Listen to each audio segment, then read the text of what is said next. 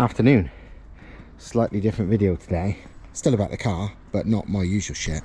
As you'd have probably seen in previous videos, and as I've mentioned, although the exhaust is pretty quiet, which I've done on purpose, inside the car is so fucking loud, and that is purely because of the loudness of the turbo chatter. Mostly thanks to the air filter being right behind my head.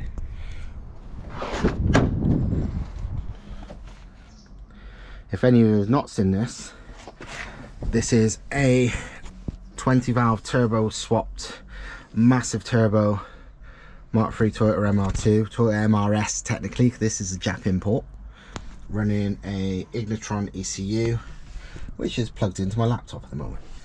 But anyway, outside the car, pretty quiet. The exhaust is pretty quiet. I don't like loud exhaust. It's just not, it's bent. You know, that's usually for slow cars. I like cars to be faster than they sound.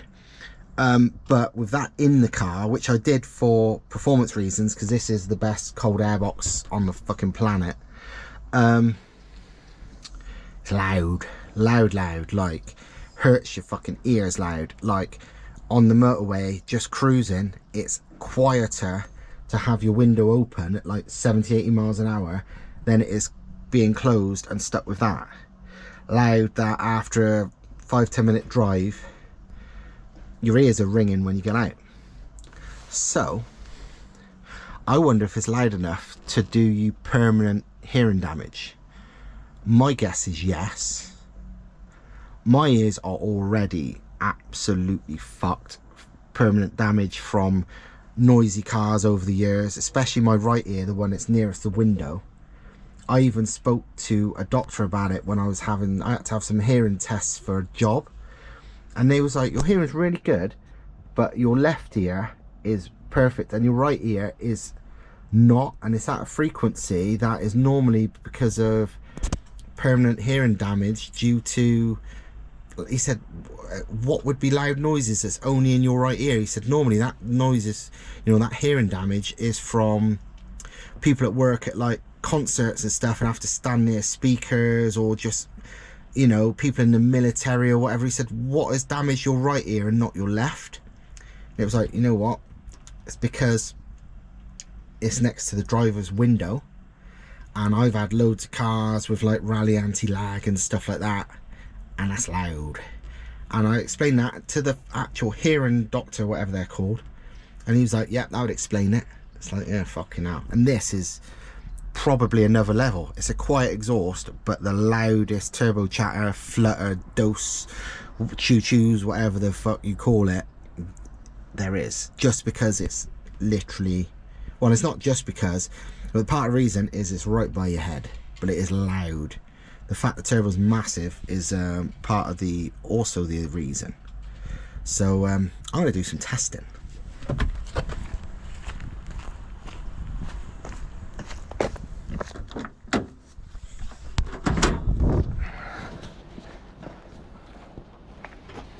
If you've not seen the car before, that's the turbo, and it's pretty much as big as the cylinder head itself. It's a big old fucking beast. And yeah, intake pipe 4-inch to there. That's a lot of silicone, but it's not really, because it's only for the bends. Like, it's all kind of solid metal in between. They're just joiners, but whatever, it's loud. But the exhaust, even though it's 4-inch turbo back to the tailpipe, pretty quiet. And yeah, I honestly believe the noise is bad enough that it might be doing damage. Imagine having a car that gives you, it's too dangerous to drive because it gives you permanent hearing damage. I reckon this might be the one. What I'm going to do to test it, use one of these online iPhone decibel meters.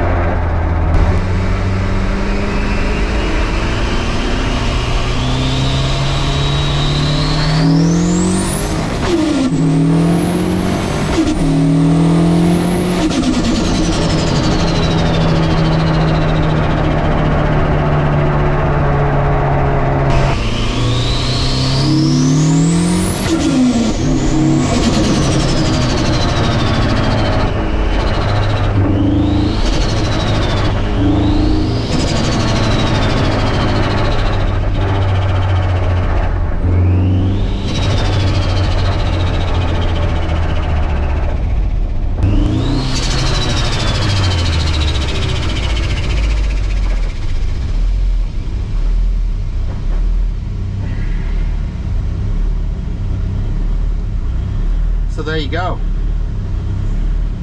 100 and, well, the loudest I saw was 116. And yeah, that explains why my ears hurt. I saw 115 a lot, but 115, 116. And look, at idle, nice and quiet. There you go, if you wondered. 110 decibels is hearing loss possible in less than 2 minutes. 120 is pain and ear injury. Even 110 is possible in less than 5. I'm going to 115, 116.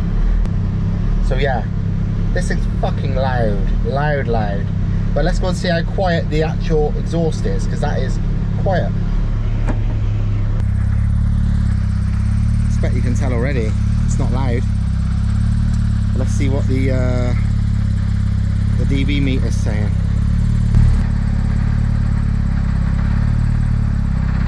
76, 75, you know, quite quiet.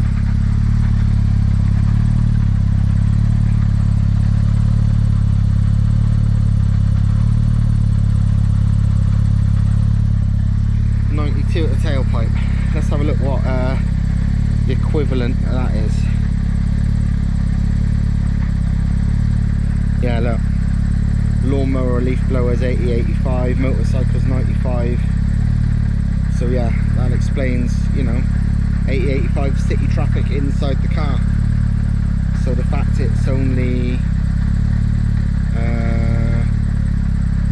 yeah, it's quiet. Less than normal traffic. If this was in traffic, you probably wouldn't even notice it was a modified exhaust. But inside the car, yes, loudest turbo chatter ever. Damage to your hearing, permanent damage in less than 2 minutes from turbo chatter. Sounds cool though, doesn't it? Even if I am like gonna be needing a hearing aid soon. So yeah. Is this the loudest turbo chatter on the planet? Until someone proves to me otherwise, I'm saying yes. And this is only 15 psi. 15, 16, 1.1 bar-ish. That's what it's set to. It's only running double that soon. Imagine how loud that's going to be. It's going to be, yeah, spicy. I don't know if any of you lot watch the Keep It Reap Australian YouTube channel, but they've done 2 videos on different noises, different, you know, intake things that you can, they put on turbo intake setups, you know, bends, straights, different materials, different sizes, to see the difference in turbo chatter noise, because I knew it always made a difference. And I always wanted to do that test, but never did. It's not that easy. But they luckily, an idiot like I am, and had the right vehicle to test it on, and had a, you know, it was worth it for their YouTube channel, because some videos are fucking blown up. And they did a second one, actually. I watched it this morning as I'm filming this. It's a new one, and yeah, they did some more testing. But this is the first, you know, I've always had loud turbo chatter, I love that shit, but have I ever had one that hurts my ears? No. Have I ever had one that's going to damage my ears in less than 2 minutes or whatever the fuck it says? No. But I have now. So yeah, is this the loudest turbo chatter on the planet? Yeah, probably. As a comparison is the IAC Acoustics website, which has got good examples of how loud things are. 50 decibels, look, is a quiet suburb or a conversation at home, and that's only a quarter as loud as 70.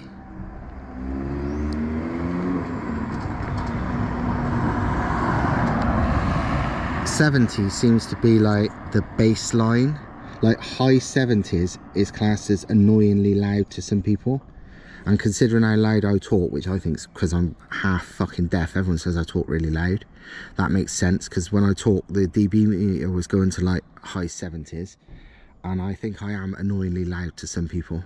So yeah, 70 is like the arbitrary base volume that they use to compare stuff, like a passenger car at 25 foot away going 65 mile an hour. You know, that kind of thing. yeah, the TV or the vacuum cleaner, that's like 70. So it's quite loud, but okay. 80 is twice as loud as 70. And that's like, what's that? A freight train at 15 meters, a car wash at 20 foot, a propeller plane flying over 1,000 foot, you know. Here we go, 90 decibels. A 737, Boeing 737 at 1 nautical mile away. And that's 4 times as loud as 70. So you know what an airplane, jet airplane flying over sounds like at, you know, medium altitude, 6,000 feet. And that's 4 times as loud as 70. Likely damage within 8 hours. 100 is where we're getting a bit spicy. Jet takeoff. Garbage truck 707. You know, a big aircraft at 1 mile. Yeah, 1 nautical mile before landing. 1,000 foot jet flyover, that kind of thing. 8 times as loud as 70. Serious damage in 8 hours. So just noisy, you know. 110 is the average pain threshold for a human. So 110 is what hurts people's ears on average. And that's 16 times as loud as 70. And that's like a turbofan aircraft takeoff 200 feet away, so nearby. Live rock music is 108 to 114 decibels. Everyone's been to a loud ass rock concert. So yeah, mine was 116. So closer to, well, between 115 and 120. 120 is officially painful. Average pain threshold is 110. Mine was 115, 116, so more, 2 to 3 times louder than the average pain threshold is my turbo chatter. Yeah, that's why my ears now, this is like 5 minutes, maybe 10 minutes after I finished driving. And legit, my fucking ear, my left ear, which is the one nearest to turbo, unsurprisingly, still hurts a little bit. So yeah, I might pull it in some kind of air box, but I also, purely for the noise reasons, not for performance, because it's perfect for performance now, but to stop me actually going fully deaf. But hey, you know, there's a Guinness Book of Records recognise loudest turbo chatter on the planet, loudest dose. Fuck knows, but yeah, it's loud, and this proves it.